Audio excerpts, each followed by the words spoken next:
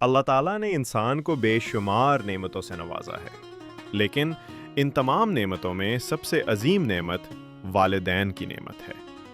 والدین وہ ہستیاں ہیں جو اپنی اولاد کے لیے اپنی راحتیں، خوشیاں اور خواب قربان کر دیتے ہیں۔ وہ اپنی زندگی کا ہر لمحہ اپنی اولاد کی بھلائی، کامیابی اور سکون کے لیے وقف کر دیتے ہیں۔ اگر دنیا میں کوئی ایسا رشتہ ہے جو خالص محبت، قربانی اور ایثار کا پیکر ہے تو وہ والدین کا رشتہ ہے۔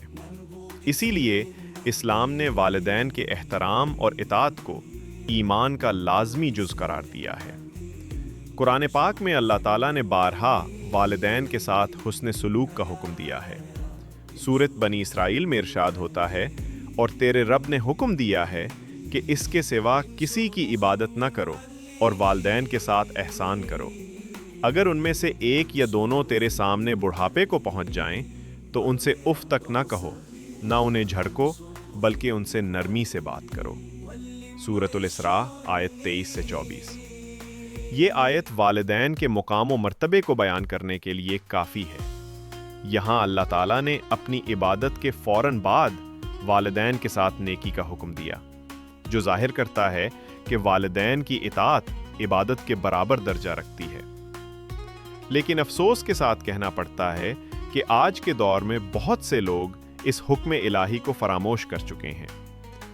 جدید دور کی مصروفیات، خود غرضی اور دنیاوی لالچ نے اولاد کو اس مقام پر پہنچا دیا ہے کہ وہ والدین کی خدمت کو بوجھ سمجھنے لگے ہیں۔ رسول اکرام صلی اللہ علیہ وسلم نے فرمایا، اللہ کی رضا والدین کی رضا میں ہے اور اللہ کی ناراضی والدین کی ناراضی میں ہے۔ یعنی اگر ہم اپنے والدین کو خوش رکھتے ہیں تو دراصل ہم اللہ کو خوش رکھتے ہیں، اور اگر ہم والدین کو ناراض کرتے ہیں تو ہم اللہ کو ناراض کرتے ہیں۔ والدین کی نافرمانی نہ صرف گناہ کبیرہ ہے بلکہ یہ انسان کی دنیا و آخرت دونوں کو تباہ کر دیتی ہے۔ نبی کریم صلی اللہ علیہ وسلم نے فرمایا، 3 قسم کے لوگ ایسے ہیں جن کی طرف اللہ قیامت کے دن رحمت کی نظر نہیں فرمائے گا: عاق والدین یعنی نافرمان اولاد، شرابی اور زناکار بوڑھا۔ یہ حدیث اس بات کی واضح دلیل ہے کہ والدین کی نافرمانی اللہ تعالیٰ کے نزدیک ایک انتہائی سنگین جرم ہے۔ اسلامی تاریخ میں والدین کے احترام کے بے شمار روشن واقعات موجود ہیں۔ حضرت اویس قرنی کا واقعہ سب سے زیادہ مشہور ہے۔ وہ نبی کریم صلی اللہ علیہ وسلم کے زمانے میں یمن میں رہتے تھے، لیکن اپنی ماں کی خدمت کے باعث مدینہ منورہ آ کر حضور صلی اللہ علیہ وسلم کی زیارت نہ کر سکے۔ جب ان کی والدہ نے اجازت نہ دی تو انہوں نے نبی کی ملاقات کی خواہش کے باوجود اپنی والدہ کی خدمت کو ترجیح دی۔ نبی اکرم صلی اللہ علیہ وسلم نے ان کے بارے میں فرمایا، اویس قرنی میری امت کا بہترین شخص ہے جو اپنی ماں کا فرما بردار ہے۔ اور آپ صلی اللہ علیہ وسلم نے اپنے صحابہ سے فرمایا کہ جب وہ اویس سے ملاقات کریں تو ان سے دعا کروائیں۔ یہ واقعہ اس بات کا ثبوت ہے کہ والدین کی خدمت انسان کو ایسا مقام دے سکتی ہے جو انبیاء کے قرب سے بھی بلند ہو۔ اسی طرح حضرت جریر بن عبداللہ اپنی والدہ کی خدمت میں اس قدر محبت سے پیش آتے تھے کہ ان کے قدموں کو بوسہ دیتے اور کہتے، یہی جنت کا دروازہ ہے۔ نبی کریم صلی اللہ علیہ وسلم نے فرمایا، جنت ماں کے قدموں کے نیچے ہے۔ یعنی اگر کوئی شخص جنت کا طلبگار ہے تو اسے اپنی ماں کی خدمت کرنی ہوگی، اس کے پاؤں دبانے ہوں گے، اس کے سامنے عاجزی و انکساری سے پیش آنا ہوگا۔ قرآن و حدیث کی روشنی میں یہ بات بالکل واضح ہے کہ والدین کی نافرمانی صرف دنیاوی نقصان کا باعث نہیں بنتی بلکہ آخرت میں بھی سخت عذاب کا ذریعہ بنتی ہے۔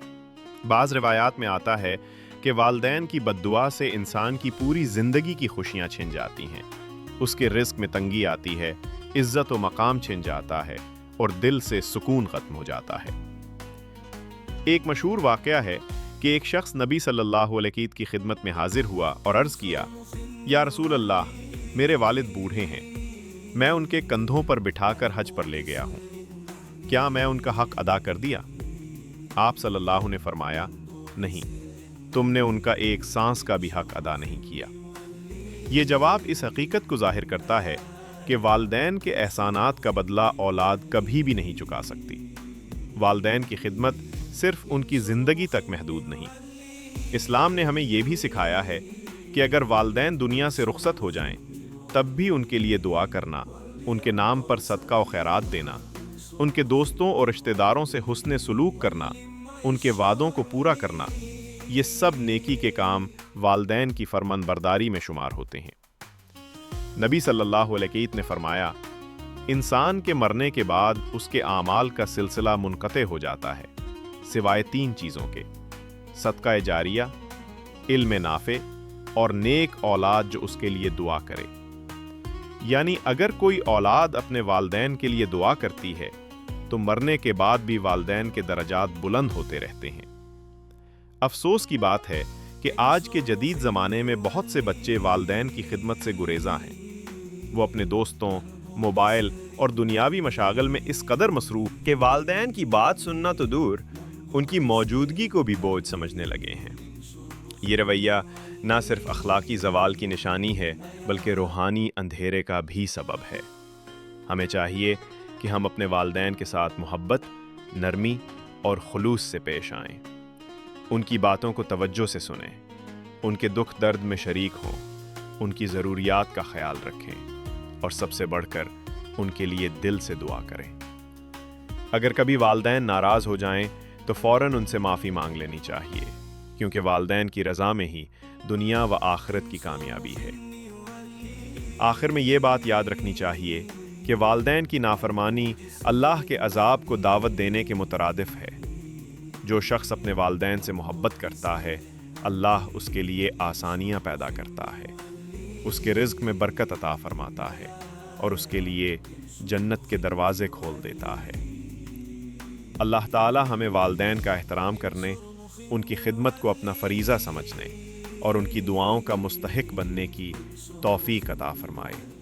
آمین یا رب العالمین۔ اللہ کے کلام اور دین کی باتیں پھیلانا صدقہ جاریہ ہے، لہٰذا اس ویڈیو کو زیادہ سے زیادہ شیئر کریں تاکہ نیکی کا یہ پیغام دوسروں تک بھی پہنچے۔ ویڈیو کو لائک کریں، چینل کو سبسکرائب کریں اور دعا میں ہمیں بھی یاد رکھیں۔